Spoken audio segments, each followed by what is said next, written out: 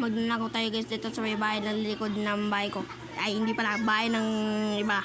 Yan, mapunta tayo dyan. Kung akit tayo bakod. Tapos wag na pala, dyan na tayo daan. Para shortcut. Tapos, akit tayo ilbitol. Yan, pasok tayo dyan. Yan yung kwarto na nakita ko.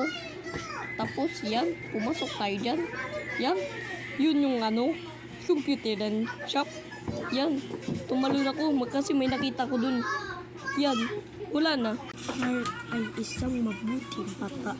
Siya ay nakapula palagi. Naglalakad siya. Yan, naglalakad si Clark. May nakita sa sakyan.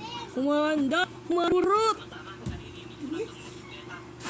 Nasagasaan si Clark. Tapos hindi. At sa kanyang katagalan ng kanyang buhay, tumanda na siya.